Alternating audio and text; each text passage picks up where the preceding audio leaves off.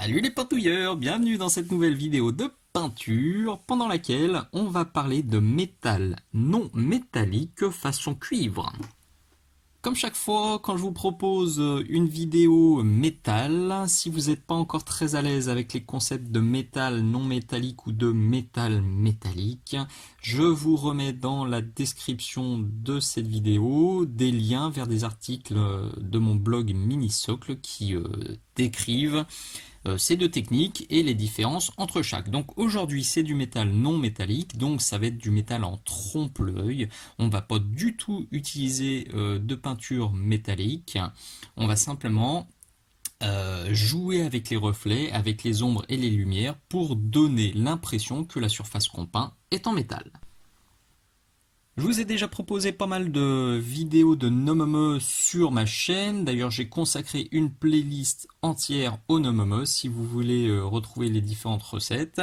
Aujourd'hui, on s'attaque au cuivre. Ça fait très très longtemps que j'ai pas peint de cuivre. La dernière fois, c'était sur ce pitou là où j'avais peint des petits détails en cuivre. Le but du jeu, ça va être d'obtenir quelque chose de marron rosé.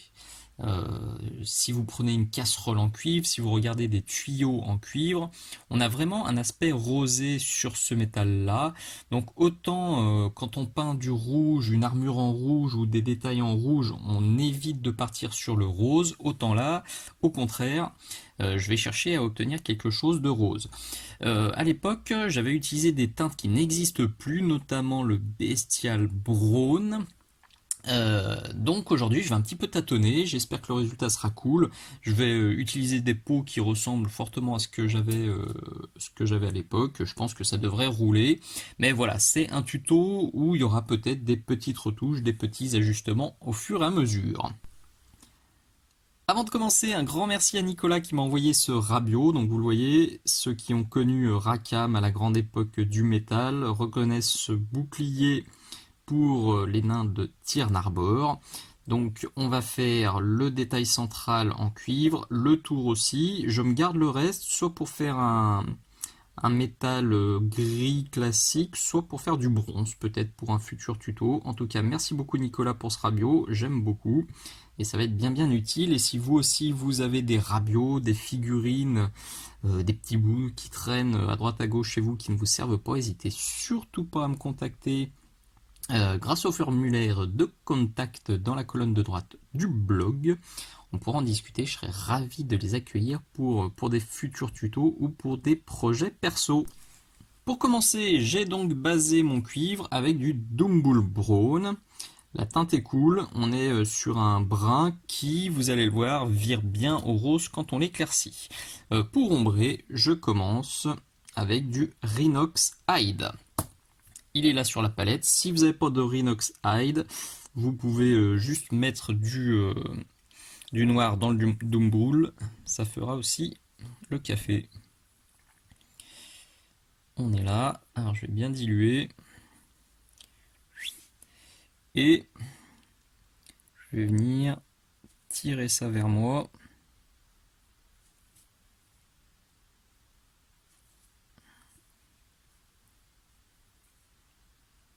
Donc là, pour ce premier passage, cette première étape un peu bourrine, j'ai toujours mon pinceau Da Vinci Maestro en taille 1, mon préféré. Bon, celui-ci, vous voyez, la pointe commence à cacater un peu. Il a plus d'un an, il a fait énormément de vidéos, il a fait énormément de figurines. C'est le tout premier que j'avais testé. Donc c'est normal. C'est vraiment des super pinceaux. Si vous voulez chercher, cliquez voir sur la description de cette vidéo. Il y a toutes les infos pour les peintures, pour les pinceaux, pour la perceuse à main, sur Minisocle ou sur une boutique partenaire. Tout est noté. Vous le voyez pendant que je cause. C'est du glacis, du lavis successif. Je mets des couches très fines. J'en mets plus sur le bas. Et c'est ces couches foncées successives qui me forment mon dégradé progressivement, tranquillement. Voilà, là vraiment, ça se fait tout seul.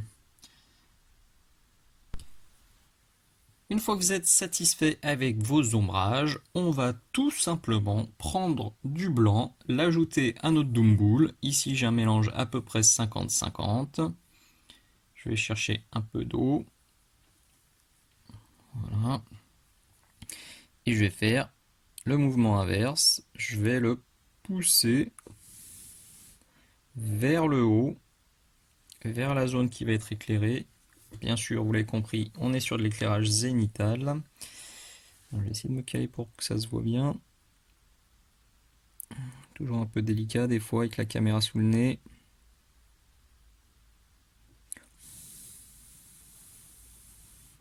Quand vous faites des lavis successifs comme ça, pensez bien à laisser sécher avant de repasser une couche, sinon vous passez votre temps à virer ce que vous avez fait.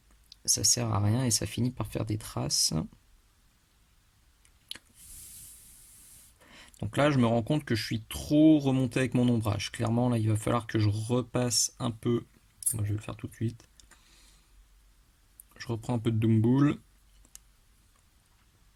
Et là, ces zones-là que j'ai bien assombries, vous voyez, je viens repasser sur la zone intermédiaire.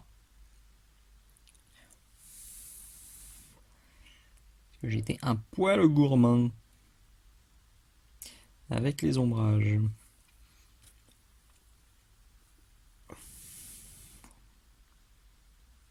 On continue, on continue. Il faudra sûrement faire 5-6 passages.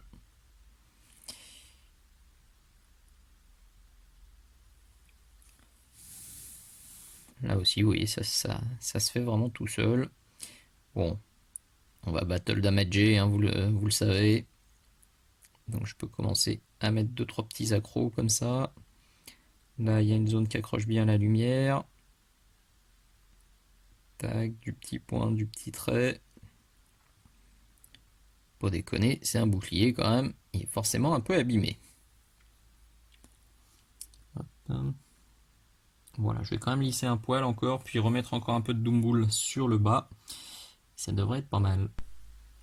À ce stade, le dégradé est plutôt joli, mais vous avouerez qu'on n'a pas du tout l'impression d'avoir du métal. On est plus sur une vieille tranche de chorizo fatigué. Donc pour que ça marche, pour que le trompe-l'œil fonctionne, il faut encore booster les lumières sacrément. Donc j'ai simplement rajouté encore du blanc à mon Doom. Là, et là pour l'occasion, ça y est, j'ai sorti un autre pinceau. Celui pour les bases et les mélanges, il est là. Là je sors un autre DaVinci Maestro, toujours en taille 1, mais avec une pointe qui est vraiment nickel et qui ne bougera pas au fur et à mesure que je peigne. Alors, hashtag fais ton focus et arrête de bouger. Voilà. Là, ça prend gentiment la teinte, la couleur que je voulais. Alors, je vais le diluer un peu. Je décharge. Je refais juste la pointe rapidement. Et voilà. On pousse. On reste à l'écran.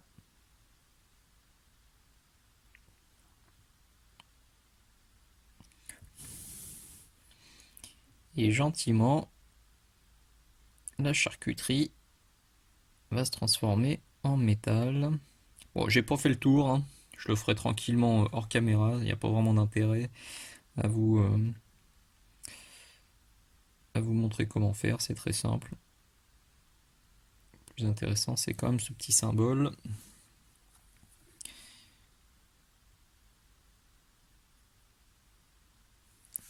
L'inconvénient, c'est que je suis bien en train de rosir, mais je suis aussi en train de bien désaturer mon métal. Je pense que je le reboosterai à la fin avec quelques glacis, soit de Doom, soit d'autre chose. Pour lui redonner un peu de peps. En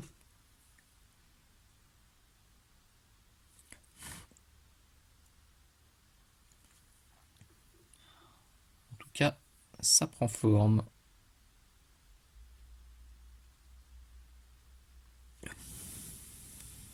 Voilà, je répète ça encore un petit peu. Et je vous montre ce que ça donne. Voilà, on est maintenant plutôt sur du jambon rose. Mais bien lumineux le jambon quand même. Et vous voyez, la teinte l'a totalement changé par rapport à l'étape précédente. On commence à sentir le métal, notamment grâce à ces deux petits points de lumière et les petites accroches à droite à gauche qui donnent le sentiment, l'impression d'une surface qui réfléchit la lumière de manière assez brutale.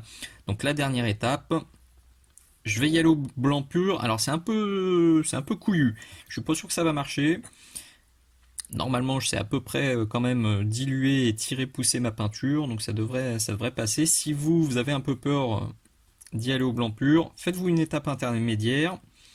C'est pas grave, ça vous prendra juste un petit peu plus de temps, mais ce sera moins risqué.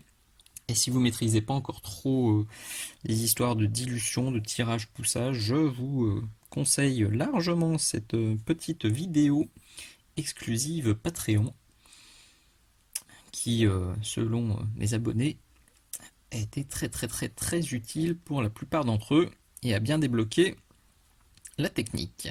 Allez, on y va, blanc pur. Je commence par me faire le tour, là c'est le moins risqué. Je prends la température. Voilà, ça devrait passer. Voilà, et déjà rien qu'avec ça, ça change totalement le truc. Donc là, je vais le faire de partout, sur le haut.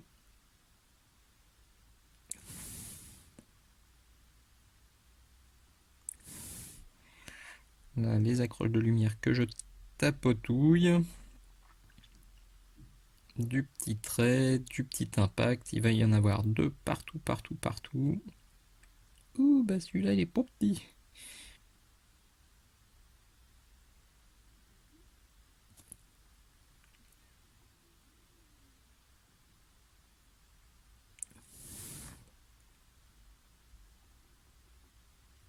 Il y a à peine, hein, il y a très peu de peinture sur mon pinceau. Et vous voyez, j'effleure à peine la surface pour en déposer une toute petite quantité. Ça va faire un passage ici, peut-être deux passages ici, et sur le haut, je serai plus sur 5, 6, 10 passages. Bien blanc, bien opaque, jusqu'à avoir un reflet lumineux qui me convient. Pas mal. J'ai terminé avec mon blanc et vous le voyez, j'ai rajouté un tout petit peu d'oxydation, j'ai été super soft. J'ai simplement repassé un peu de ça, là, du bleu vert de chez Vallejo Prince Auguste. On le voit là sur la palette. Donc j'ai mis un petit glacis sur le tour du symbole et hop là, sur le bas, là, je l'ai marqué un peu plus en mixant mon bleu vert avec du off-white. Donc j'ai été soft. Cette méthode-là, si vous voulez la pousser un peu plus, je vous conseille ce tuto-là qui est déjà sur ma chaîne YouTube. Il doit être dans la playlist des Nememe et des TMP parce que ça fait parfaitement l'affaire pour les deux. Si vous voulez charger plus, mais bon, perso, je voulais pas trop y aller cette fois-ci. Il en faut pour tous les goûts. Moi, ce serait une figurine perso, j'aurais boosté à mort l'oxydation. Mais voilà, de temps en temps, il faut savoir rester un peu plus soft. Finalement, j'ai pas repassé de glacis parce que le résultat me convient. Pour être tout à fait honnête et transparent, j'ai fait un essai, en fait, en passant du Parasite Brown sur la partie droite et du Scrag Brown, et franchement le résultat me plaisait pas. Alors c'était peut-être plus réaliste parce que c'est vrai, quand je regarde les tuyaux en cuivre qui sont ici à l'atelier, on a quand même beaucoup de reflets orange. J'ai vraiment mis ça, ce pot là juste à côté du tuyau et ça correspondait pas mal. C'était ça un tout petit peu plus clair mais avec une goutte de noir, ça vraiment ça ressemblait parfaitement. Mais une fois sur le bouclier, et ben ça me plaisait pas. Alors c'était peut-être plus réaliste, mais moi graphiquement, c'est pas l'image que je me faisais d'un métal non métallique en cuivre.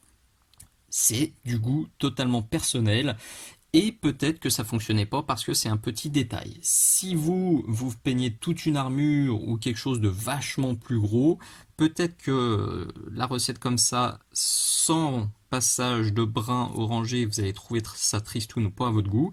Donc gardez ces deux teintes en tête ou quelque chose approchant et repasser quelques glacis pour resaturer un peu le résultat et vous approcher vraiment de ce que vous avez en tête et de votre représentation du cuivre en métal non métallique. Et nous voilà au bout de ce nouveau tuto. Je vous mets une petite photo du résultat final. Je le dis souvent, en fait, j'ai une lampe qui est en contre-plongée ici, qui éclaire le bas pour que les tutos, enfin pour que vous voyez bien ce que je fais, mais du coup ça fausse un peu le résultat final. D'où l'intérêt de cette photo. Voilà, j'aime bien, franchement. C'est un peu plus punchy que la dernière fois que j'avais fait des tests de métal non métallique. Bon, faut dire qu'entre-temps, j'ai aussi affiné ma technique et j'ai pris goût au résultat encore plus contrasté. Donc là, ça me plaît beaucoup mieux et je trouve ça plutôt convaincant. J'espère que ça vous plaira vous aussi, que ça vous donnera envie de faire vos essais. Vous avez vu, hein, c'est une recette ultra simple. Au final, on se retrouve avec du Doombull, du blanc, et puis si vous avez du Rhinox c'est bien, sinon si vous mettez du noir dans le Doombull ça fait le café, donc Doombull noir blanc et vous pouvez avoir un métal non métallique cuivre qui marche parfaitement bien. Cette vidéo c'était de nouveau une avant-première Patreon, donc tous mes abonnés ont pu la voir il y a plus de 3 mois. L'adresse est là, elle est dans la description de la vidéo. Comme toutes les infos, si vous avez envie de me filer un petit coup de main, que ce soit sur Patreon, que ce soit en m'envoyant des rabios, que ce soit en passant par les liens affiliés ou tout simplement en partageant, en commentant, en likant cette vidéo, c'est déjà un gros coup de pouce, ça aide la chaîne à se développer pépère et ça fait toujours plaisir au moral et à la motivation. Merci d'avoir regardé jusqu'au bout, à très bientôt, ciao ciao.